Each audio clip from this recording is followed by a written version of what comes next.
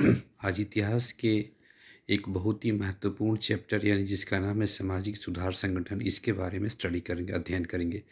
देखिए, जब भारत में अंग्रेज़ों का शासन था तब अंग्रेज़ भारत में कोई भी रिफ़ॉर्म्स करना चाहते थे तो उसके खिलाफ़ एक जन आंदोलन खड़ा हो जाता था।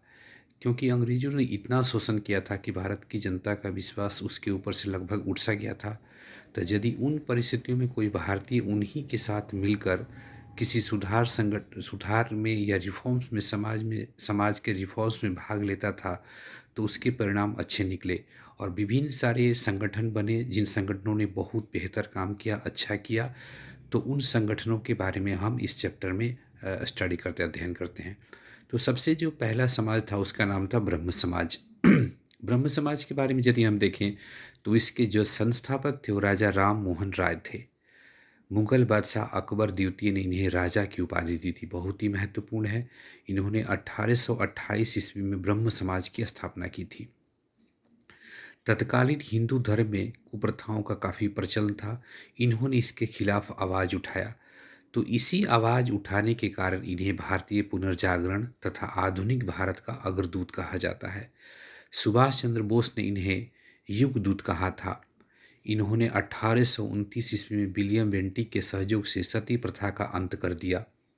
इन्हें फ़ारसी, बंगाली, अंग्रेजी तथा उर्दू का अच्छा ज्ञान था। इन्होंने सर्वाधिक पत्रिका फ़ारसी भाषा में लिखा। मीरातुल अखबार फ़ारसी भाषा में लिखी इनकी बहुत ही प्रमुख पत्रिका थी और बंगाली भाषा में लिखी संवाद कौमुदी थी।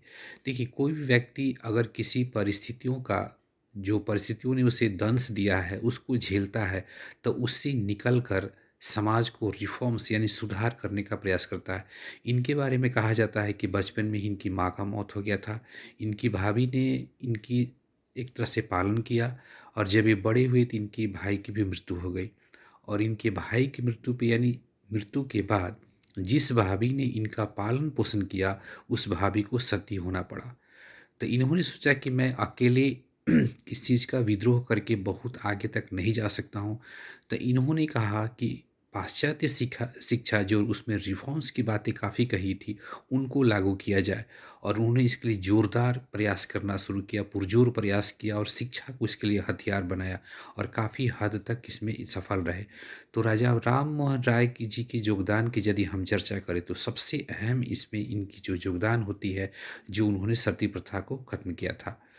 1833 का वो दिन जब वो लंदन के लंदन में ब्रिटेन में थे, सॉरी ब्रिटेन में थे, ब्रिटेन में यानी लंदन में थे। लंदन में मेनिंजाइटिस की बीमारी के कारण इनकी मृत्यु हो गई। मेनिंजाइटिस की बीमारी जो है एक तरह से दिमाग से संबंधित बीमारी होती है, जिसके कारण उनकी मृत्यु हो गई। जब ये ब्रह्म समाज को संभाल रहे थे तो इनके दो प्रमुख शिष्य थे। एक थे देवेंद्र नाथ टैगोर तथा दूसरे थे केशव चंद्र सेन। इनकी मृत्यु के बाद ब्रह्म समाज की बागडोर देवेंद्र नाथ टैगोर के पास आ गई। बाद में देवेंद्र नाथ टैगोर तथा केशव चंद्र के बीच मतभेद हो गया, जिस कारण दोनों ने ब्रह्म समाज को छोड़ दिया। देवेंद्र नाथ टैगोर ने 1865 ईस्वी में भारतीय आदि ब्रह्म समाज की स्थापना की, जबकि 1867 में केशव चंद्र सेन ने वेद समाज की स्थापना की। देखिए, मतभेद यही था। एक्चुअल में केशव चंद्र देवेंद्र नाथ टैगोर थे, ये चाहते थे कि रिफॉर्म्स की बात जो राजा राम मोहन राय ने की उसी को आगे बढ़ाया जाए, जबकि केशव चंद्र सेन वेदों की ओर जाना चाहते थे। तो जाहिर सी मतभेद थी और मतभेद होने के बाद दो विंग्स में ये बट गया था। अब आते हैं दूसरे रिफॉर्म्स के बारे में, आर्य समाज। यदि इसकी पृष्ठभूमि को देखा जाए तो एक जो हमारा समाज है वो आधुनिकता की ओर चलने के लिए कह रहा है, लेकिन दूसरा हमारा समाज था वो वेदों की ओर जाने के लिए कह रहा है। इसके यानी अगर देखा जाए तो सोच में दोनों एक दूसरे के विरोधी थे। इसके संस्थापक दयानंद सरस्वती थे। इन्होंने इसकी स्थापना 1875 ईस्वी में मुंबई में किया था तथा इसकी एक शाखा 1877 में लाहौर में खोला गया। आर्य समाज का नारा था भारत भारतीयों के लिए है, जबकि इसके संस्थापक जो थे दयानंद सरस्वती, उनका नारा था वेदों की ओर लौटो। देखिए, बड़ा ही महत्वपूर्ण है, दोनों प्रश्नों को दो तरह से पूछा जाता है। तो जब भी आपसे आर्य समाज के नारा के बारे में पूछा जाए तो उत्तर हमारा क्या होगा, भारत भारतीयों के लिए है। जबकि उनके संस्थापक दयानंद सरस्वती को रेफरेंस करके पूछा जाए तो हमारा उत्तर क्या होगा, वेदों की ओर लौटो। दयानंद सरस्वती का जन्म गुजरात में 1834 ईस्वी में हुआ था। इनका नाम मूल शंकर था।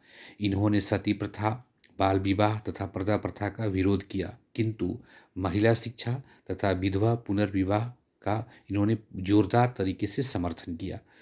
तो ये आज हमारा रहा समाज के सुधार से जो संगठन बने थे, अंग्रेज़ों के साथ भारतीय निकल के इसमें रिफ़ॉर्म्स कर रहे थे।